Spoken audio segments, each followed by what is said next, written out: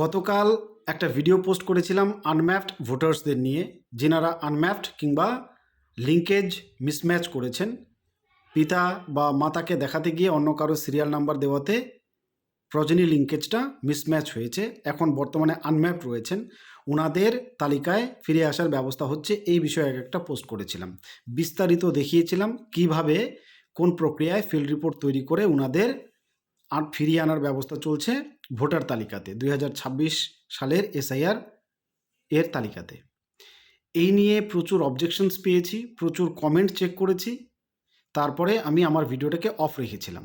যদিও আমি খবরের সত্যতা জানতাম, তারপরেও কিছু খবরের চ্যানেলের লিঙ্ক আমাকে পাঠানো হয়, যেটা দেখে আমি ভিডিওটাকে অফ রাখি। আজকে আবার আমি ঘোষণা করছি যে খবর আমি পরিবেশন করেছি সেটা সত্য। যে ফর্মের কথা আমি বলেছি, যে ফর্ম আমি ফিল আপ দেখিয়েছি, অর্থাৎ 5 জন লোকাল মানুষ ডিক্লেয়ার করবে যিনি আনম্যাপড রয়েছেন ওনার সম্পর্কে।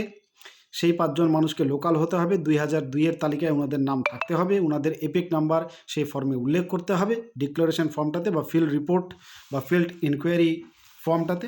এবং তারপর সেই ফর্মে BLO সই সিগনেচার করবে, BLOর পরে সুপারভাইজারের পরে ERO সাহেব সই সিগনেচার করে সেটা আপলোডিংয়ের ব্যবস্থা হবে। এবং যদি ফিল্ড রিপোর্ট সত্যি প্রমাণিত হয়, অর্থাৎ যে ডেটাগুলো ওখানে দেওয়া হবে সেটা যদি সত্যি প্রমাণিত হয়, তাহলে যে অথেন্টিক ভোটার্সরা রয়েছে তাদের তালিকায় আবার পুনরায় ফিরিয়ে আনা হবে 2026-এর SIR এর তালিকায়।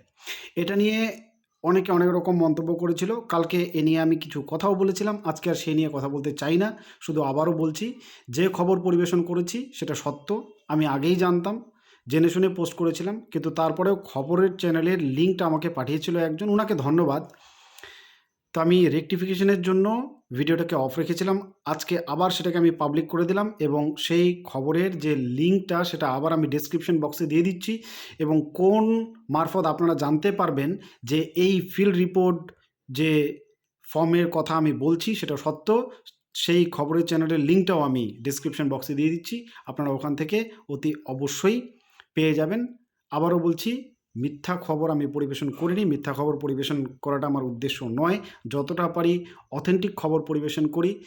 আর আমি যে সওয়াল করেছিলাম যে এই জিনিসটা হওয়া উচিত, এটা এ কারণেই যে কমিশনও এটা বুঝেছে প্রচুর পরিমাণে অথেন্টিক ভোটার্স রয়েছে যাদের হাতে অ্যাকচুয়ালি কোনো ডকুমেন্টস নেই ওই তালিকায় থাকা 12টার মধ্যে, কিন্তু আদার্স ডকুমেন্টস তাদের রয়েছে, যেটা দিয়ে তারা প্রমাণ করতে পারবে বিগত 50 বছর, 60 বছর, 100 বছর থেকে তারা এখানে এই ভারতেই তাদের জন্ম, এখানেই তারা বসবাস করছেন।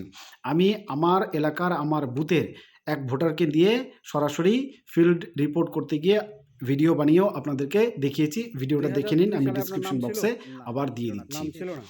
আপনাদের কাছে আমি কৃতজ্ঞ যারা আমাকে এভাবে রেকটিফাই করার চেষ্টা করেন। আপনাদের কথা আমি শুনি, এই কারণে ভিডিওটাকে আমি আনলিস্ট করে রেখেছিলাম।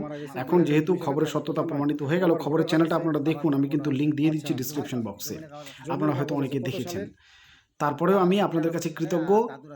আমার প্রতি আপনাদের প্রতি আমার যেমন একটা দায়িত্ব আছে, আপনারাও সেই দায়িত্ব পালন করছেন, কোনো ভুল হলে আপনারা ধরিয়ে দিচ্ছেন, এর জন্য ধন্যবাদ। এভাবেই পাশে থাকবেন, আমরা একে অপরের পাশে থাকব শেষ দিন পর্যন্ত, যতদিন না একে অন্যের শেষ পর্যন্ত উপকার করতে পারি।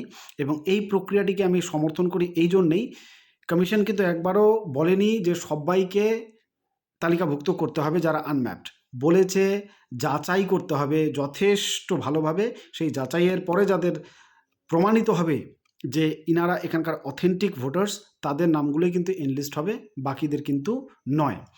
এখানে একটা প্রসঙ্গে আলোচনা করা প্রয়োজন, সেটা হচ্ছে তাহলে BLO সুপারভাইজার ERO যদি ডিক্লেয়ার করে দেয় তাহলে তো, এবং 5 জন লোকাল পিপল যদি ডিক্লেয়ার করে দেয় যে হ্যাঁ ইনি এখানকার স্থানীয় বাসিন্দা, তাহলে তো অনেক ওদেশীয় ভোটারও এই তালিকায় ঢুকে যেতে পারে। ইয়েস, ঢুকে যেতে পারে, কারণ কোনো মাধ্যম কিন্তু সর্বদোষ মুক্ত বা সর্বদোষ যুক্ত হয় না।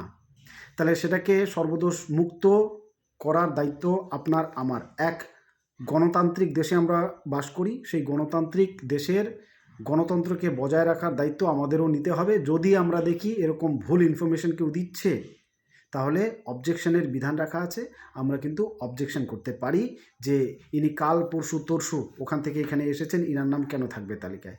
আপনার অবজেকশনকে কিন্তু এন্টারটেইন করা হবে। বোঝা গেল? তাহলে নাগরিক দায়িত্ব আপনারাও পালন করুন, যাতে আমাদের এই গণতান্ত্রিক দেশের গণতান্ত্রিক অধিকার প্রয়োগ করার যে তালিকা সেটা যেন স্বচ্ছ হয়।